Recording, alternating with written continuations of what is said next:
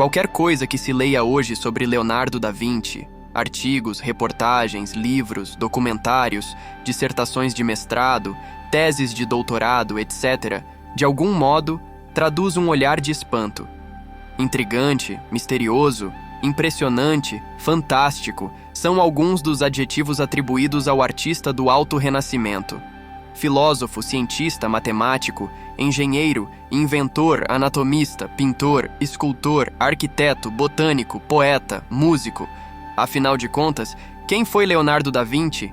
E por que o homem de hoje se assombra diante desse homem que viveu há quase 6 séculos atrás? A biografia de Da Vinci está atravessada entre 2 séculos. Ele nasceu em 1452 e morreu em 1519, há 500 anos atrás. Viveu intensamente durante o início dos anos 1500. Este século XVI foi um dos séculos mais significativos na história da civilização ocidental. Nesse período, Portugal e Espanha descobrem novas rotas marítimas para a expansão comercial, e surge o que passou a se chamar de Novo Mundo, que daria origem a todo o atual continente americano. Enquanto isso, a Europa revolvia-se em grandes movimentos religiosos, políticos, artísticos e científicos. Copérnico dá início a um despertar da humanidade para a perspectiva heliocêntrica. Maquiavel escreve O Príncipe. Michelangelo termina o teto da Capela Sistina e Martinho Lutero lança as teses da Reforma Protestante. Shakespeare escreve Hamlet. Enfim, é nessa quadra da história marcada por movimentos, descobertas e produções que foram construídos os alicerces civilizatórios do que temos hoje. E é nesse contexto que surge o homem-fenômeno sobre o qual pretendemos refletir. A chave mais eficiente que encontramos para entendermos o vulcão que foi Leonardo da Vinci é a chave da filosofia da história. Da Vinci é uma ponte esticada entre os picos de 2 montanhas da história, o Velho e o Novo Mundo, ou entre o mundo clássico e o mundo moderno. O movimento da história é parecido com um relevo montanhoso. Há ciclos históricos que são verdadeiros picos de montanhas, e há ciclos de decadência em que a humanidade desliza para vales depressivos, para não dizer abismos profundos.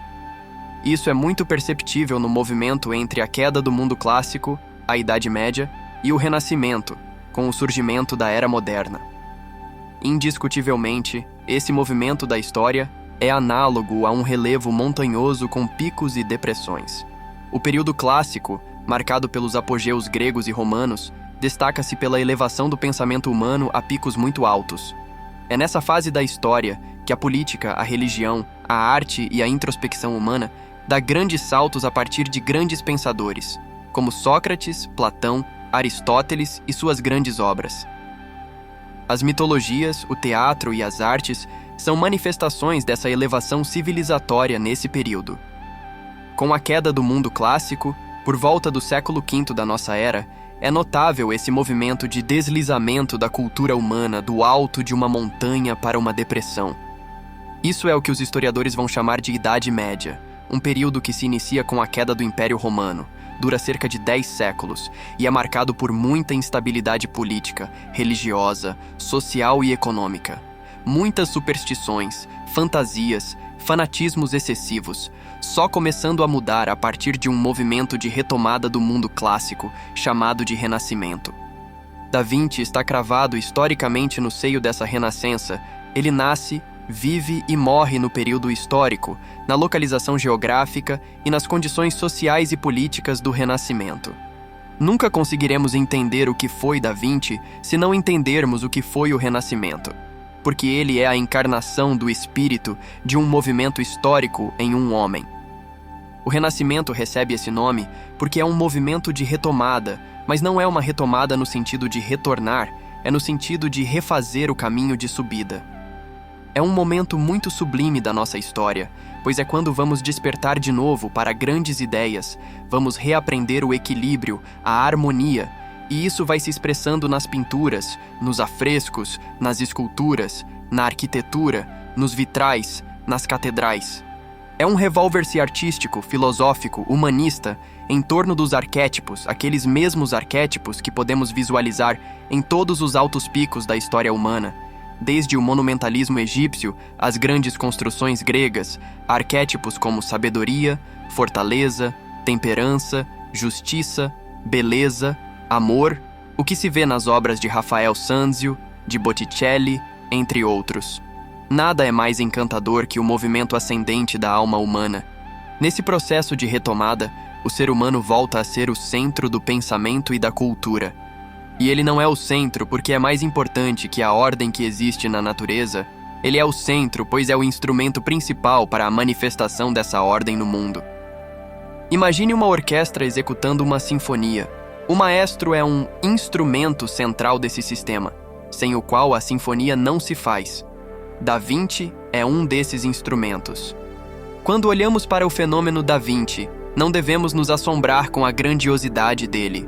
Devemos nos encantar com a força da história que se manifestou a partir dele. O que é mais encantador? A sinfonia ou o instrumento que a manifesta? Leonardo é um exemplo de como devemos nos portar diante dessa ordem harmônica que queremos manifestar no mundo. Os biógrafos dizem que ele era uma pessoa de muita abstinência, recluso, silencioso, sempre concentrado em algo. Era um instrumento afinado.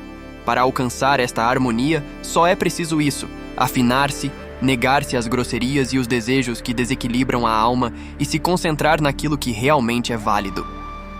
Quando se nega os seus próprios interesses pessoais, em nome de um ideal que serve à humanidade, a vontade da história se canaliza. É como se a história estivesse à procura de algum instrumento para se manifestar, e quando o encontra, ela se plasma e se torna visível para todos. Isso é uma lei inexorável. Quando o instrumento está pronto, a sinfonia do destino histórico se manifesta.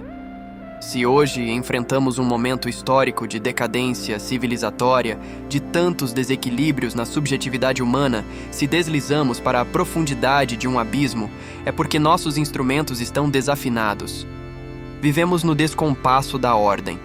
É urgente refazermos o caminho de retomada. Então, que o exemplo de Da Vinci nos inspire neste desafio e que, assim como ele, sejamos uma ponte esticada entre dois picos da história. De um lado, o pico do período renascentista, e de outro, o pico de um novo mundo, mais justo e belo, que surgirá no futuro.